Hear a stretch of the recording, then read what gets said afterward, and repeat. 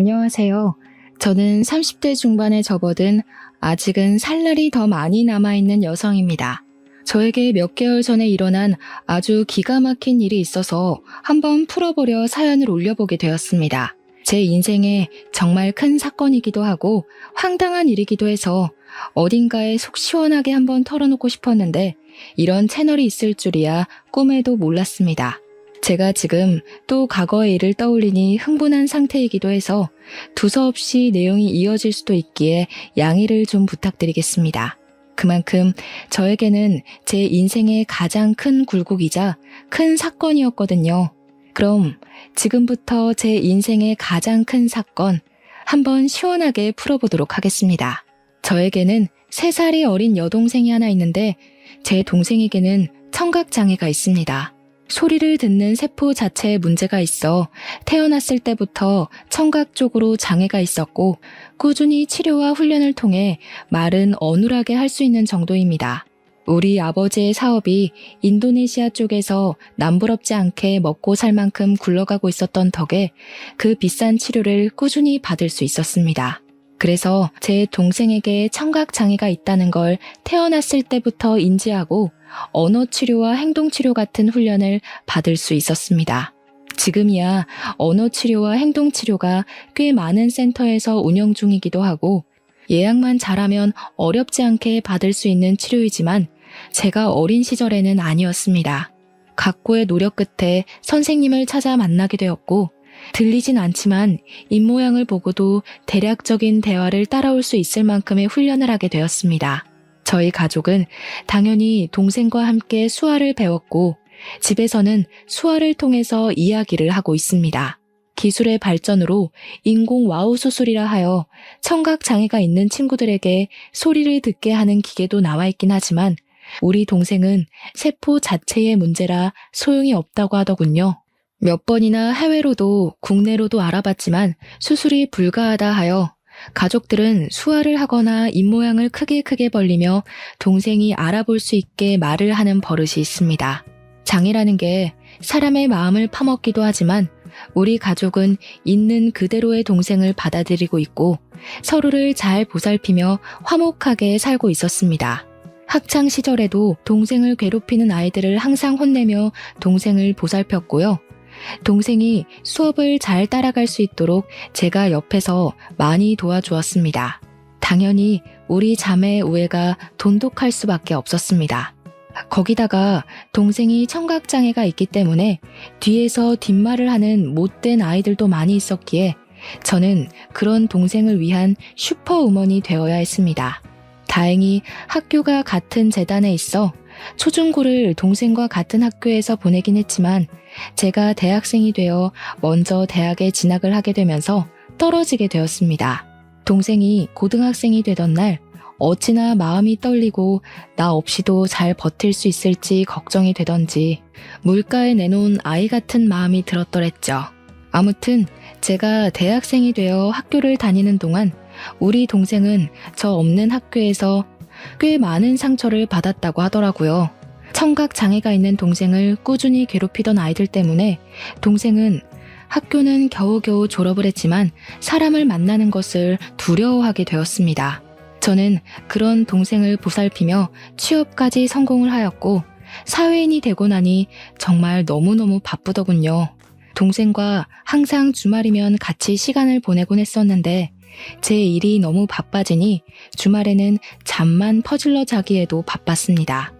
매일같이 이어지는 야근에 초과 업무에 동생이 파김치가 된 저를 보고 주말에 나가 놀자는 말을 하지도 못하더라고요. 저는 매일같이 늘어지는 다크서클을 감추지도 못한 채 집에서 밥 먹고 자고만 반복을 했습니다. 하지만 그런 시간이 반복이 되더라도 저에게 새로운 사랑이 찾아오는 걸 막아내진 못했죠. 매일같이 회사에서 초과 근무를 하다 보니 같은 회사 입사 동기와 자주 마주치게 되었고 업무적인 이야기를 나누다가 사적인 이야기도 나누게 되었습니다. 서로에게 호감을 가지게 되다가 서서히 눈이 맞아버린 것이었습니다. 당연히 사내 연애였기에 회사 사람들 몰래 비밀 연애를 하게 되었습니다. 남자친구가 생겼으니 주말에 데이트를 하러 나가곤 했는데 그때마다 동생에게 이런저런 핑계를 대는 게 미안하기도 했습니다. 그러던 어느 날 동생이 저에게 가고 싶은 카페가 있다고 말을 걸어오더라고요. 남자친구와 데이트를 하느라 동생을 잘 챙기지 못했기에 미안한 마음이 있던 찰나 동생이 가고 싶다던 곳이 제가 남자친구를 만나기로 한 동네와 가깝더라고요. 동생이 마음에 걸려 남자친구에게 넌지시 물어보니까 같이 만나도 좋다는 대답이 돌아왔습니다. 남자친구에게 미리 언지를 해뒀죠. 내 동생에게는 청각장애가 있어서 의사소통이 조금 힘들 수도 있다.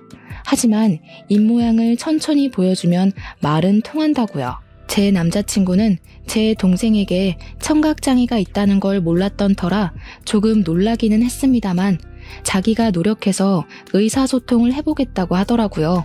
아무튼 그날 만나서 같이 미술관에 가서 보고 싶었던 전시회 하나를 보고 동생이 먹고 싶어 했던 파스타도 먹고 가보고 싶다고 했던 카페까지 갔습니다. 제 동생이 청각장애로 인해서 새로운 사람 만나는 걸 별로 좋아하지도 않고 소극적인 성격인데도 이상하게 제 남자친구랑은 잘 어울리더라고요. 둘이 취향이 비슷한 건지 짝짝꿍도 잘 맞아서 저 없이도 손짓 발짓 해가면서 대화도 하고 하더라고요. 제 남자친구가 저에게 부탁하지 않고 스스로 대화하려고 노력하는 모습을 보고 조금 달리 보이기 시작했습니다. 그 이후로 동생이 가끔 형부 만날 때 나도 껴주면 안 돼? 하고 물어봤는데 저는 솔직히 좀 마음이 그렇더라고요. 제 남자친구가 불편해할지도 모르는 일이고 그래서 남자친구에게 먼저 양해를 구하며 물어보니까 자기는 정말 좋다고 같이 보자고 하더라고요. 그러더니 무슨 동네에 봉사 동호회 같은 데에 가입까지 해서는 수화를 배우기 시작했습니다. 저도 모르고 있다가 무슨 유튜브 같은 걸 보고 있길래 뭘 보나 했더니 수화 동작을 배우는 영상이더라고요. 저랑 동생이랑 수화로 대화를 하는 게 멋있어 보였다면서 자기도 그렇게 대화를 나눠보고 싶다고 하더라고요. 그 뒤로 제 남자친구는 정말 각고의 노력을 했고 어설프게 수화를 하며 동생과 대화를 시작했습니다. 제 동생 또한 그런 남자친구의 행동에 감동을 받았는지 둘이 둘도 없는 친구가 되었습니다. 저를 빼놓고 수화로 비밀 대화를 나누는 지경까지 이르렀고 저와 남자친구가 휴가를 맞춰서 여행이라도 가면 둘이 거기서 영상통화를 하며 대화를 하더라고요. 저랑 싸우기라도 한 날이면 영상통화를 켜놓고 이르기까지 하더라니까요. 동생도 제 남자친구 덕분에 집 밖에서 간간히 산책도 나가게 되고 새로운 사람을 만나는 데엔 당연히 주저함이 있긴 하지만 그래도 노력을 해보려고 하더라고요.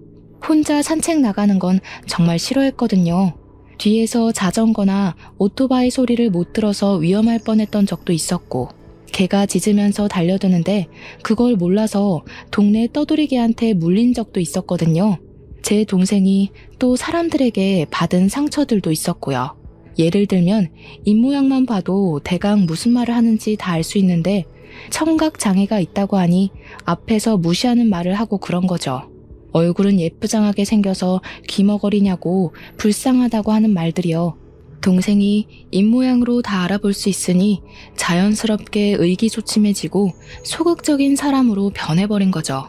하지만 제 남자친구가 편견 없이 대해주고 자기를 위해서 수학까지 배우는 노력을 했으니 얼마나 신이 났겠습니까? 거기다가 우리 가족들은 영상통화를 해볼 생각을 하지 않았었는데 남자친구가 나서서 하니까 뭔가 보기가 좋더라고요. 저도 진짜 고마운 마음이 엄청 많이 들었고요. 남자친구가 영업부 특성상 출장이 꽤 많았는데 그럴 때마다 우리 가족 선물도 챙겨오고 했습니다. 동생을 위해서 따로 준비한 선물들을 보면서 어떻게 이 남자를 싫어할 수 있을까 진짜 진국이다 싶었던 거죠. 그렇게 2년을 만나고 나니까 동생이 저에게 넌지시 찔러보더라고요. 언니는 결혼 생각 없어? 이러면서요. 뭐 2년을 만나긴 했지만 제 나이가 30도 되지 않았을 때라 결혼은 벌써 생각하고 싶지 않다고 딱 잘랐죠. 동생이 저한테 약간 정색을 하면서 언니도 내년이면 30이다. 형부는 언니보다 나이도 더 많지 않냐? 하면서 이야기를 하더라고요. 결혼에 대해 진지하게 생각을 좀 해보라며 이야기를 하니까 진짜 그럴 나이가 됐나 싶기도 하고 말이죠. 그 뒤로도 몇 번이나 저에게 결혼 타령을 하니까 진짜 결혼을 해야 하나? 이 사람이랑 하는 게 맞나? 하는 생각으로 넘어가게 되었습니다. 저는 그때까지도 동생이 제 남자친구랑 내통을 해서 둘이 짜고 저를 떠본 거라고는 생각도 못했습니다. 남자친구가 저보다 4살이 연상이었기에 집에서도 슬슬 결혼 이야기가 나오고 있었나 봐요. 남자친구한테 계속 결혼할 여자 없어? 선이라도 알아봐줘? 하면서 집안 어르신들이 이야기를 하니까 제 의견을 한번 들어보고 싶었던 거죠. 저랑 결혼을 하고 싶긴 하지만 제가 아직 29살이고 의중을 모르니까 동생과 함께 짜고 떠본 것이었습니다. 동생이 한 3개월 내내 결혼 노래를 부르니까 한 해가 더 지나고 제 나이 30에 결혼을 한번 해볼까 싶은 마음이 들었습니다. 동생한테 지금 결혼하면 후회하지 않을까? 남자친구가 너무 좋은데 그냥 결혼할까? 하고 이야기를 하니 고개를 막 끄덕이더라고요. 빠른 거 아니라고, 지금 결혼해도 후회하지 않을 거라고, 형부 너무 좋은 사람이라고 하면서요. 둘이 짜고 치는 고스톱이라는 걸 알게 된 건 남자친구가 딱 3주 뒤에 저에게 프로포즈를 해서 알았습니다. 동생이 저에게 어떤 프로포즈를 받으면 감동받을 것 같냐, 뭐 이런 걸 물어봤었거든요. 아주 종합 선물 세트로 준비를 했길래 눈치를 못 챌 수가 없었죠. 남자친구한테 물어보니까 차일 게 걱정돼서 도움을 좀 받았다고 이야기를 하더라고요. 우리 처제가 내 편이라 정말 다행히 하면서 웃는데 그 모습까지 귀여워 보여서 이 남자랑 결혼해도 되겠구나 하는 마음이 들었죠. 프로포즈를 수락하고 우리 집에 인사를 드리러 남자친구가 오기로 했는데 그날 점심부터 동생이 막 부산스럽게 준비를 하더라고요. 형부 될 사람이 정말 좋은 사람이라고 부모님께 막 나서서 이야기를 하는데 그런 애가 아닌데 칭찬을 하니까 부모님도 좀 놀라시고요.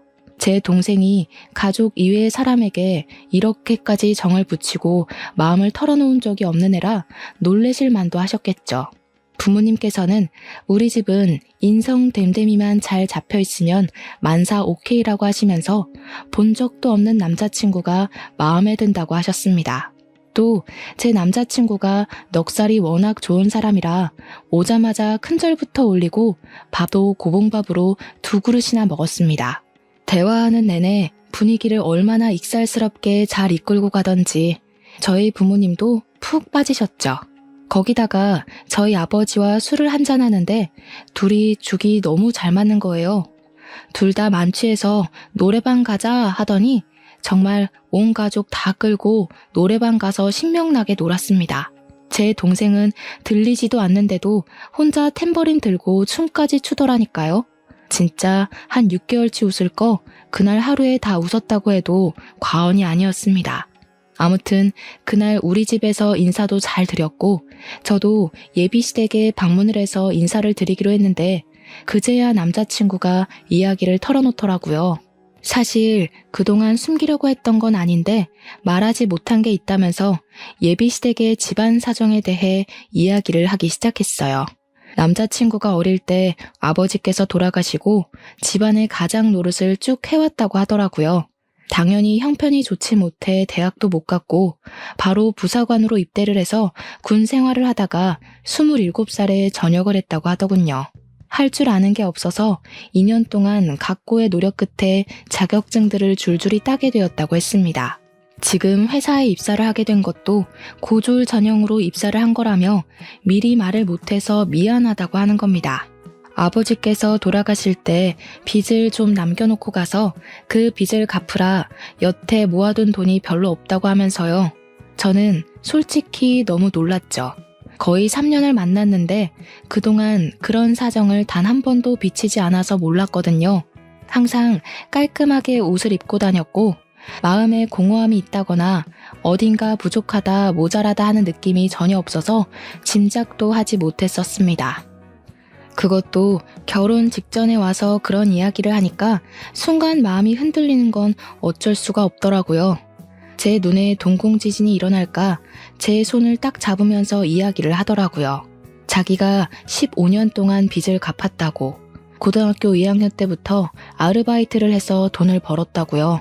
생활력 하나는 남들과 비교도 할 수 없게 좋고 무슨 일이 있어도 절대 굶길 일 없을 거라고 했습니다. 빚도 다 갚았고 집안에 돈을 퍼줘야 하는 것도 절대 아니니까 걱정하지 말라고요. 단지 집으로 인사를 드리러 갈 텐데 집이 많이 낡아서 보이는 게 전부가 아니라는 말을 하고 싶었대요.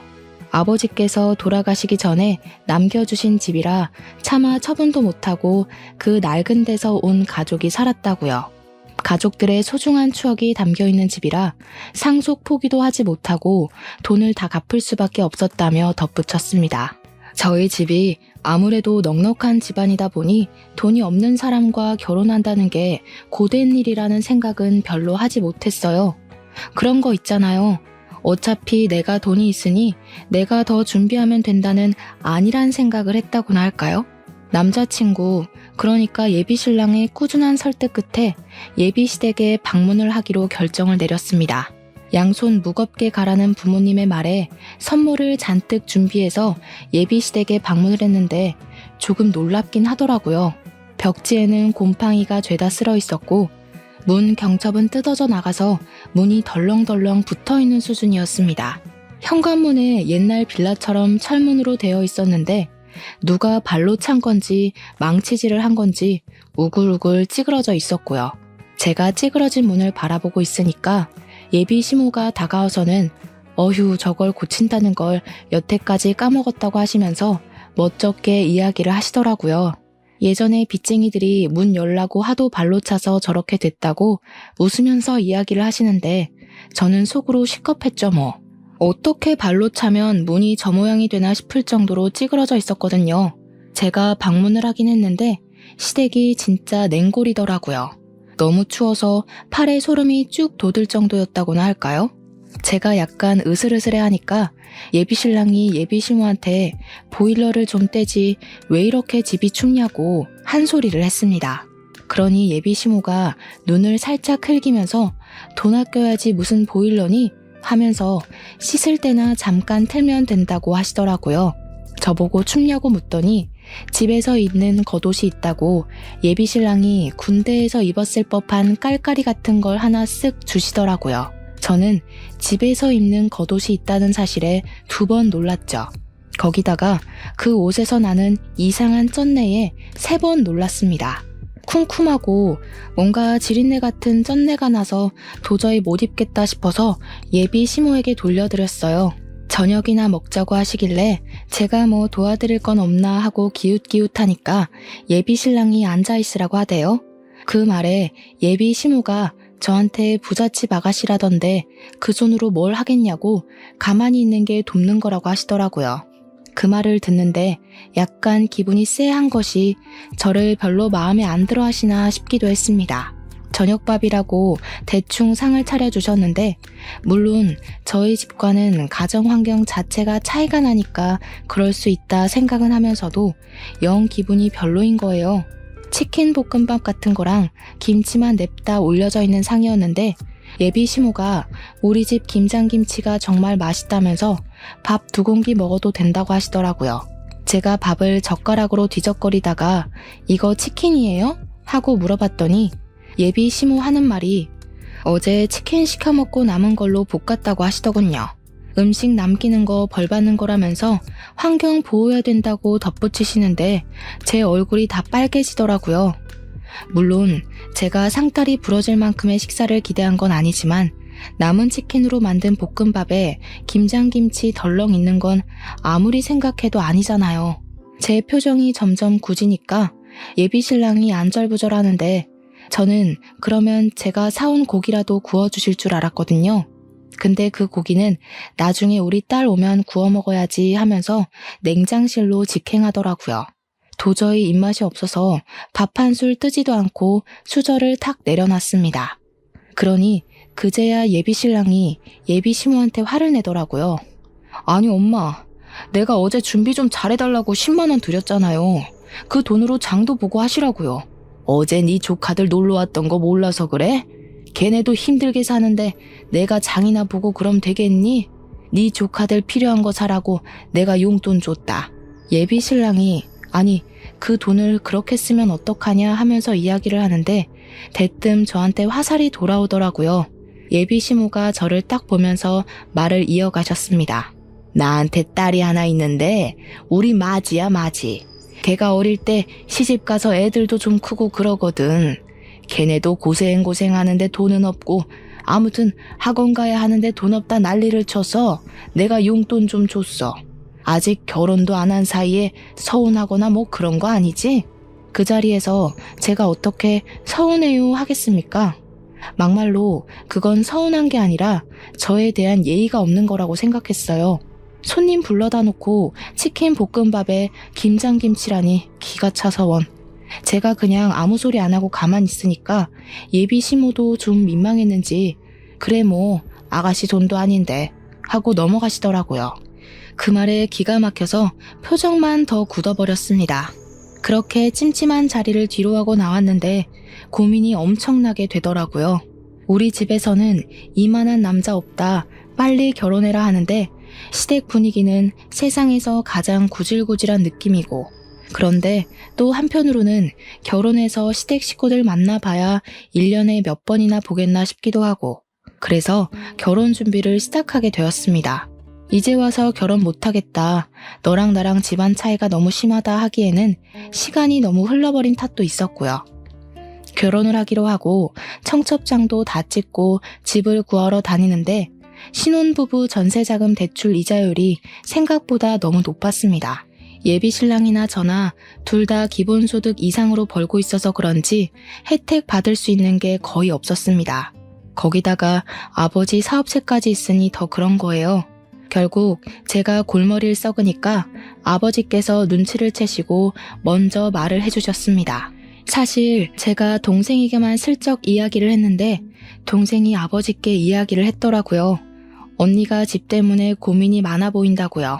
아버지께서 저한테 집을 해주시겠다고 그러니 너무 대출받는 거에 신경 쓰지 말라고 해주셨습니다.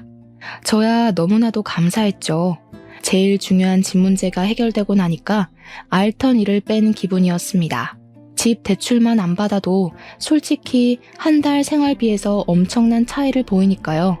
그렇게 모든 준비가 끝나고 결혼식 날이 왔는데 저는 신부 대기실에 내내 있느라 동생에게 무슨 일이 생겼는지 알 수가 없었죠. 근데 신부 대기실에 찾아온 동생의 낯빛이 너무 안 좋더라고요.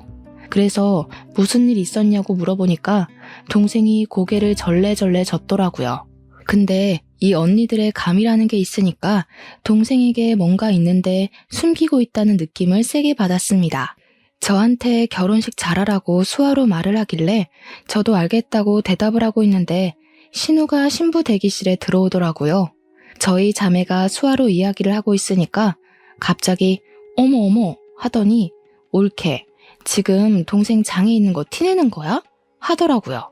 순간 내가 무슨 말을 들은 건지 싶어서 신우한테 지금 뭐라고 했냐고 되물었더니 인상을 팍팍 쓰더라고요. 우리 동생이 그 찰나에 어깨를 움츠리는 걸 보고 이 망할 신우가 내 동생한테 뭔 짓을 했나 싶었습니다. 제가 빤히 신우 얼굴을 보고 있으니까 신우가 하는 말이 결혼식 입구 앞에서 사돈어른이랑 사돈처녀가 수화로 대화를 하더라고 하면서 운을 뗐어요. 그런데 자기 쪽 친척이 신분의 집안에 벙어리가 있냐고 물어봤다면서 그래서 벙어리가 아니라 기머거리라고 했다고 이야기를 하는 겁니다. 순간 심장이 벌렁벌렁하면서 화가 엄청나게 나더라고요. 근데 신우가 거기서 멈추지 않고 선을 넘더라고요. 자기네 친척이 그런 거 다 유전병 아니냐고 물어봤다면서 동생이 장손인데 하자 있는 집에 장가 보내는 거 아니냐고 난리를 쳐서 자기가 곤란했다고 하더라고요. 우리 동생이 아무리 못 듣는다고 해도 눈치라는 게 빤히 있는데 입모양만 보고 대충 무슨 이야기인지 알아차린 것 같더라고요. 고개를 푹 숙이고 훌쩍거리는데 그 상황에서 열이 안 받을 언니가 어디 있겠습니까? 웨딩드레스를 입고 있다는 것도 까먹고 벌떡 일어나서 신우 머리채를 확 잡아버렸죠. 그러니까 도우미로 와주신 이모님이며 옆에 있던 제 친구들이며 놀래서 저랑 신우를 막 말리고 뜯어놨습니다. 제가 씩씩거리면서 머리가 다 헝클어진 신우를 향해 소리를 질렀습니다. 지금 그게 내 앞에서 할 말이에요? 유전병이 어쩌고 어째? 지금 말 다 했어? 결혼식장에 와서 축하해주기 바쁠 텐데 별 걱정을 다 하네 진짜. 나 기분 나빠서 결혼식 못하겠으니까 당장 가서 결혼식 취소됐다고 해요. 그러니 신우가 화들짝 놀라서 아니 뭐 그렇게까지 말을 하고 그러냐고 제 동생한테 내가 미안해 하는 거예요. 그 형식적인 사과에 화가 나서 지금 신우가 한 짓을 생각해보라고 내가 이 결혼식을 내 발로 들어가게 생겼냐고 하면서 소리를 질렀죠. 제가 신우 머리채를 잡았다는 게 신랑 귀에도 들어갔는지 신랑이 막 뛰어들어오면서 무슨 일이야? 왜 그래? 하더라고요. 도저히 분이 풀리지가 않아서 너네 친척들이며 너네 누나며 할 것 없이 내 동생 보고 기머거리니 벙어리니 유전병이니 정신 나간 소리 하더라 했습니다. 내가 지금 이 말을 듣고도 결혼식장에 들어가는 게 맞겠냐고 나 결혼 안 하겠다고 하니까 신랑이 신우 째려보면서 누나 하더라고요. 어떻게 사람이 그런 소리를 아무렇지 않게 하냐고 신우가 내 눈앞에 있으면 결혼식 안 하겠다고 했죠. 그 말에 신우가 놀래서 지금 동생 결혼식장에서 자기를 쫓아내는 거냐고 그런 말도 못해? 내가 못할 말했어? 하길래 또 열받아서 성큼성큼 갔어요. 머리채를 쥐어잡으려고 하니까 신우가 놀래서 피하더라고요. 신랑이 신우 보고 동생 결혼식 망하게 생겼는데 자존심 부릴 일이 남았냐면서 신우를 쫓아냈습니다. 진짜로 신우는 저희 결혼식장에 못 들어왔어요. 제가 신우 있으면 결혼 안 하겠다고 하고 대기실에 눌러 앉아버렸거든요. 신우 쫓아낸 거 확인하고 나서야 식이 시작이 되었고 찜찜한 마음은 그대로 제가 떠안게 되었죠 뭐. 결혼식이 끝나고 신혼여행길에 오르는데 제가 기분이 영 안 풀려서 동생한테 이야기를 했어요. 절대로 그런 이야기에 마음 쓰지 말라고. 못 배워먹은 인간들이 하는 말 귀담아 듣지 말라고 했죠. 그러고 비행기를 탔는데 남편이 저한테 그러는 거예요. 못 배워먹은 인간들이라고 한 거 사과하라고요. 제 남편이 대학을 못 나왔다고 했잖아요. 그래서 그런지 공부에 대한 자격지심을 좀 부리긴 했어요. 고졸 전형이랑 대졸 전형이랑 연봉 차이가 좀 있거든요. 남편이 영업부라 실적은 괜찮은데 기본급에서 차이가 나니까 대졸 전형자들이랑 크게 월급 차이가 나지 않았거든요. 거기다가 공부를 못해서 대학을 못 간 게 아니라 돈이 없어서 못 간 것이니 그럴 만도 했죠. 하지만 저도 제 동생이 그런 모욕을 당했는데 자존심이 있죠. 어떻게 냅다 사과를 하겠습니까? 저도 의견을 굽히지 않았고 사과는 못하겠다고 했습니다. 둘 다 자존심을 부리다가 신혼여행 가는 비행기 안에서 12시간 내내 아무 말도 안 하고 있었다니까요. 도착해서도 냉기만 폴폴 풍기다가 사과를 안 하면 같이 안 다니겠다고 먼저 선수를 치더라고요. 저도 굽히기 싫어서 너랑 안 다니겠다고 하고는 관광도 따로 다녔습니다. 혼자 며칠을 지내다가 결국 마지막 날이 되고 나서야 타협을 하게 되었죠. 사과를 하거나 그런 건 아니었고 서로 잘못한 거고 서로 기분 나쁜 상태니까 조심하자고 대충 휴전 정도만 한 거죠. 근데 둘 다 서로의 가족에 대해 그렇게 말한 게 앙금으로 남아서 혼인신고를 원래 신혼여행 다녀오면 바로 하기로 했었는데 조금 미루기로 했어요. 남편도 제가 꿋꿋하게 사과를 하지 않고 자존심을 부리니 혼인신고를 미루는데 동의하더라고요. 보통은 신혼여행을 다녀오면 시댁과 친정 인사를 드리러 가잖아요. 근데 결혼식 날 그런 소동이 있었는데 시댁 인간들 얼굴이 보고 싶었겠습니까? 남편도 저랑 별반 다르지 않은 것 같았고요. 그냥 일이 바빠서 인사드리러 갈 시간이 없다고 대충 둘러대고는 저는 우리 집으로 남편은 시댁으로 각자 가서 선물 줄 거 주고 돌아왔습니다. 깨를 볶아도 시원치 않을 신혼기간에 서로 서먹서먹해진 거죠. 연애할 때도 이렇게 싸워본 적이 없었기에 저희는 어떻게 풀어야 할지 방법도 모르고 있었습니다. 그렇게 한 달이라는 시간이 좀 지났을까 시모가 갑자기 할 이야기가 있다면서 시댁으로 오라고 부르더라고요. 그 곰팡이 쓸어있는 냉골 같은 집에 갈 생각을 하니까 너무너무 싫었지만 피하는 것도 하루 이틀이지 불렀는데 가야죠. 퇴근하고 남편이랑 같이 찾아가니까 시모가 그러더라고요. 예, 너네 집 말이다. 아무리 사돈어른이 해줬다고 해도 그렇지 어떻게 부부간에 정도 없이 딱 네 명의로 했니? 저희 아버지께서 제 결혼 선물로 해주신 건데 당연히 제 명이죠. 그러면 세금을 좀 많이 내야 하지 않니? 우리 아들 명의로 했으면 세금도 덜 내고 얼마나 좋아. 세금이 다 똑같죠. 얘가 뭘 모르네. 우리 아들이 산 것처럼 매매 형식으로 꾸몄으면 얼마나 좋니? 너한테 가면 상속세도 물어야 할 텐데 당연히 세금이 더 나오지. 애가 헛똑똑이야. 저희 아버지께서 사업체를 운영하고 계신데 지금 탈세를 하라고 하시는 거예요. 어차피 세금도 저희 아버지께서 다 내주셨는데 뭐가 문제라는 거죠? 아버지께서 저한테 돈 쌓아두면 뭐하냐고 딸한테 주는 건 아깝지 않다고 하셨거든요. 그래? 처가 사랑은 사위라던데 사위한테도 아깝지 않으시겠지? 우리 아들 정말 장가 하나는 기가 막히게 갔나 보다. 생각해보니까 사돈네는 전부 딸만 있잖아. 사업은 자고로 남자가 해야 제대로 굴러가는 법인데 사돈댁에는 아들이 없으니까 우리 아들한테 딱 물려주면 되겠다 싶은 생각이 들더라고. 그 말을 듣는데 욕심낼 걸 욕심내야지 진짜 기가 막히더라고요. 가뜩이나 시댁에 대한 인식이 바닥을 치고 있는데 저런 욕심까지 내니까 저게 사람인가 하는 생각도 들고요. 결혼한 지 한 달 막 지났는데 왜 남의 집 사업에 관심을 가지고 욕심을 내는지. 저희 아버지께서는 기업은 기업인이 운영해야 한다는 주의셔서요. 가족들에게 승계할 생각 전혀 없으시고요. 나중에 은퇴하실 때 전문 경영인 두실 거래요. 아니 왜? 그 귀한 사업체를 남에게 맡기니? 우리 아들이 얼마나 노력해서 지금 회사 입사했는지 너는 알지? 우리 아들 능력 한번 보면 말이 달라지실 거다. 그러지 말고 이참에 사돈네 회사에 우리 아들 한 자리 주라고 좀 해봐. 한 자리에서 능력 좀 보고 기업도 물려받고 하면 딱이지 않겠어? 우리 며느리 능력 좀 한번 보자. 남편이 잘 돼야 아내도 편한 법이야. 어머님, 지금 아들 취업 청탁하시는 거예요? 어머님 아드님은 자기 능력으로는 아무것도 못하는 바보인가요? 지금 다니는 회사도 열심히 노력해서 취업한 거 알아요. 충분히 자부심 느끼면서 사는 것 같던데 왜 그러세요? 우리 아버지 회사에 굳이 취직 안 해도 이 사람 잘하고 있는데 그런 말씀으로 취업 청탁하시면 어머님 아들만 바보 만드는 거예요.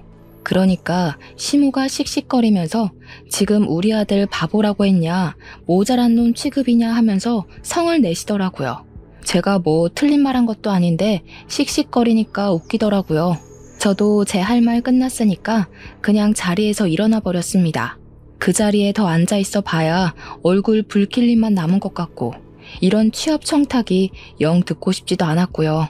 결혼했다고 우리 아버지 사업체까지 자기 몫으로 만들어버리려고 하는 파렴치한 시모 앞에서 하하호호 웃으면서 밥까지 먹었다가는 체할 것 같았거든요. 그래서 가방 들고 나오니까 남편이 뒤따라 나오더니 제 팔을 확 잡아채는데 그 힘이 너무 세서 팔이 빠지는 줄 알았습니다. 제가 당황한 나머지 악소리를 내면서 지금 뭐 하는 거냐고 힘자랑하냐고 한마디 했죠. 그러니까 시모가 저를 보면서 혀를 끌끌 차면서 왜 따박따박 시모한테 말대답을 하고 드냐면서 한 소리 하는 거예요. 남편은 눈을 크게 뜨고 제가 하는 행동이 잘못됐다는 식으로 바라보고 있고 시모는 뒤에서 구시렁거리고 이것들이 죄다 한패인가 본색을 벌써 드러내는 건가 막 온갖 잡생각들이 머릿속에서 춤을 추더라고요. 제가 못할 만한 것도 아니고 왜 남편 몫이 아닌데 자꾸 욕심을 내는 거냐고 했습니다. 그러니까 남편이 하는 말이 자기가 욕심낸 것도 아니고 아들이 잘 됐으면 하는 부모의 마음인 걸 모르냐고 하더라고요.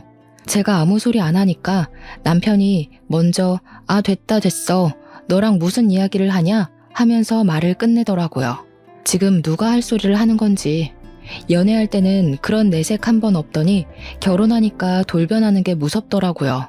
이 인간이 결혼하고 나서 진짜 우리 아빠 사업체에 한자리 하고 싶었던 건가 싶어서 소름이 쫙 돋았습니다.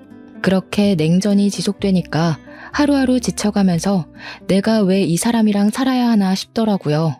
어차피 혼인신고도 안 했는데 그냥 헤어질까 하는 찰나에 동생에게서 연락이 왔습니다. 자기가 아버지 회사에 출근을 하게 됐다고. 형부 덕분에 기운도 차렸고 새로운 걸 해보고 싶은 마음에 컴퓨터 학원을 다니면서 워드 자격증을 땄대요. 정정당당하게 이력서 넣고 면접 보고 합격해서 출근하게 되었다고 하는데 마음이 다 뭉클하더라고요. 그런 와중에 남편이 저에게 화해 제스처를 보냈고 언제까지 이렇게 말없이 살 거냐고 숨이 막힌다고 하더라고요. 그러면서 서로 오해가 있는 걸 풀었으면 좋겠다고 주말에 같이 캠핑 카라반 같은 걸 예약했다고 거기나 놀러 가자고 하더라고요. 또 남편이 먼저 손을 내미니까 그러자 싶어서 주말에 마트에 가서 장을 보고 카라반에 가기로 했습니다. 원래 캠핑의 묘미는 고기를 구워 먹는 거니까 장을 보는데 남편이 고기를 무슨 2근을 사는 거예요. 둘이 먹을 건데 뭐 이렇게 많이 사는 거냐 하는데 소고기 먹을까? 하면서 한우 비싼 걸 잡더라고요. 원래 캠핑의 묘미는 삼겹의 목살이다 하면서 돼지고기로 골랐죠. 소고기는 숯불에 다 늘어붙거든요. 남편이 너무 과하게 사길래 말리다가 포기하고 장을 봐서 캠핑 카라반으로 갔는데 참나 거기 신우가 떡하니 와 있대요. 저 보자마자 장 많이 봐왔냐고 하는데 진짜 욕이 나오더라고요. 화해 제스처는 개뿔, 신우 식구들 먹일 장만 잔뜩 봐서 강꼴이 된 거죠. 진짜 떨떠름하게 바비큐 준비해서 술까지 차리고 고기를 굽기 시작했는데 제가 아무것도 안 하고 가만히 있었어요. 원래 캠핑 같은 데 가면 남편이 고기 굽잖아요. 제가 상까지 차렸는데 고기까지 구워야 하나 싶었던 거죠. 근데 그걸 보더니 신우가 저한테 공주님이 따로 없다고 비꼬대요. 일부러 못 들은 척하고 무시했죠. 그러니까 신우가 뭐라는 줄 아세요? 그쪽 집안 귀머거리인 거 내가 유전이랬지? 혹시 우리 올케도 내 말이 안 들리나? 그 말을 참고 넘어갈 사람이 과연 몇이나 될까요? 당연히 저도 참지 않았습니다. 결혼식 날 머리 뜯긴 게 부족했나 봐요. 그 주둥아리로 지금 뭐라고 하신 거예요? 뭐? 주둥아리? 제정신이냐? 너 우리 누나한테 그게 무슨 말버릇이야? 올케, 집 좀 산다고 내 동생 너무 무시하는 거 아니야? 고기는 여자가 구워야지. 그리고 소고기도 아니고 삼겹살이 뭐니? 격 떨어지게. 그런데 더 짜증나는 건 심애부였어요. 옆에서 살살 부추기면서 하는 말이 장모님이 그러던데 취업시켜달라던 건 무시하고 귀머거리 동생만 취직했다며? 하면서 자기도 이직하고 싶다는 겁니다. 만년 과장으로 살 수는 없고 어디 이사나 전무자리 좋은 데 있으면 자기랑 저희 남편 취업 좀 시켜달라고요. 열이 뻗쳐서 말로 싸우기를 포기하고 사왔던 돼지고기 2근을 전부 심해부 신우 남편의 얼굴을 향해 던졌습니다. 다들 생고기를 처맞고 깍깍거리는데 저도 씩씩거리면서 할 말 다 했죠. 아줌마는 여자 아니야? 시자 붙었다고 시킬 생각만 하네. 그러지 말고 손수 모범을 좀 보이던가. 그리고 전무나 이사? 아저씨가 할 줄 아는 게 뭐가 있다고 그 자리를 달래? 우리 아빠 회사가 무슨 구멍가게인 줄 알아? 능력이 있어야 뭘 시켜주든지 말든지 하지. 취업 청탁은 누가 하는 건데 지금 누구 보고. 내 동생은 당당하게 이력서 넣고 합격한 거거든? 진짜 살다 이런 개차반의 무식한 인간들 처음 본다. 그러니 남편이 뭐? 무식? 내가 그런 소리 하지 말랬지? 하면서 달려들더라고요. 야, 돈 없어서 대학을 못 갔다고? 웃기지 마. 장학금도 있고 학자금 대출도 있는데 뭔 핑계야. 그냥 네 성적에 그저 그런 대학 가야 하니까 핑계대고 부사관 간 거겠지. 그리고 그 고기 잘 씻어서 먹으면 되지 않겠어? 가족들끼리 두런두런 좋은 시간 보내고 우리는 여기서 갈라섭시다. 혼인신고도 안 했겠다. 집도 4명이겠다. 혼수도 내가 해왔겠다. 몸만 나가면 되지? 옷까지 몇 개 있는 거 그건 택배로 보내둘게. 착불로. 남편이 뒤에서 부들부들 떨면서 진짜 가면 이혼이야 하는데 저는 이미 갈라서기로 결심했는걸요. 그대로 운전해서 신혼집 비밀번호부터 바꿔버리고 대충 짐 싸서 친정으로 도망을 왔습니다. 친정 부모님이 놀라시긴 했지만 제가 차근차근 모든 일을 이야기하니까 아무 소리 하지 않고 잘왔다고 해주셨어요. 그 와중에도 카라반에서 1박을 하고 온 건지 다음날 집 비밀번호 뭐냐고 난리치는 거, 내 집에 자꾸 들어가려고 하면 가택 침입으로 고소하겠다고 했습니다. 친정집에서 출퇴근을 하는데 같은 회사를 다니고 있으니까 회사에서도 계속 찾아와서 난리를 치더라고요. 한 열흘 지나니까 저도 스트레스를 받고 아버지께서 저한테 그러지 말고 아버지 회사에 들어오는 게 어떠냐고 하셨습니다. 회사에 바로 사표 던지고 아버지 회사에 낙하산으로 들어가기로 했죠. 사표 내고 오전 중에 신혼집 가서 남편 물건 택배로 보내고 나왔는데 오후에 퇴근하고 나서 또 비밀번호 타령하길래 바로 경찰 불렀습니다. 혼인신고도 안 했으니까 가택 침입으로 조사를 받게 됐고 그제야 제가 물을 마음이 없다는 걸 알았는지 갑자기 잘못했다고 하대요. 소 잃고 외양간 고치는 것도 아니고 저는 이미 결심이 섰기 때문에 싹 무시했습니다. 며칠이 더 지나자 이번에는 시모가 재산 분할을 해달라고 연락이 온 거예요. 어디서 뭘 찾아본 건지 재산 분할은 귀책 배우자 상관없이 하는 거라고 당당하게 말하길래 저도 이야기해줬죠. 변호사한테 물어보라고. 고작 5달 살았는데 무슨 재산 분할을 해주냐고요. 거기다가 아직 혼인신고도 안 했는데 재산 분할할 대상도 아니라고 하니까 시모도 변호사한테 물어봤나 봐요. 어디 법률사무소에 가도 똑같은 소리를 하니까 저한테 위자료 1,000만 원만 주면 안 되겠냐고 하더라고요. 위자료는 지금 누가 받아야 하는데 그딴 소리를 하냐고 꺼지라고 해줬죠. 회사도 그만뒀겠다. 신혼집도 꽁꽁 닫아버렸겠다. 남편이 아무리 뻔뻔해도 친정집 와서 난동은 못 부리더라고요. 아버지께서는 시간이 지나면 다 잠잠해질 거라고 하시면서 저를 위로해 주셨습니다. 덕분에 아침마다 아버지랑 동생 손잡고 같이 회사 출근하고 있어요. 이혼이랄 것도 없는 제 짧은 동거 생활 5개월을 이렇게 청산하고 벌써 3개월이라는 시간이 더 흘렀습니다. 아직까지도 가끔은 야밤에 자니? 하면서 문자가 오긴 하는데 나중에 스토커 짓이라도 하면 고소하려고 증거로 남겨주고 있습니다. 전 회사에서도 수근수근 거린다는데 언제까지 붙어있나 두고 보려고요. 저는 아버지 회사에서 출퇴근 잘하면서 동생과 같이 주말에 놀러도 가고 시간을 잘 보내고 있답니다. 남자라면 치가 떨리지만 그래도 가족들은 좋은 사람 만나서 재혼하길 바라는 듯 하시네요. 그건 시간을 두고 천천히 생각해보면 되겠죠? 앞으로는 겉과 속이 다른 사람은 피하고 싶어요, 정말. 아주 짧은 결혼 생활이었지만 비혼도 나쁘지 않은 선택이라는 결심에 힘을 실어준 시간이었습니다. 여러분들도 현명한 결혼 준비 혹은 비혼 준비하시길 바라면서 제 이야기는 여기서 마치도록 하겠습니다.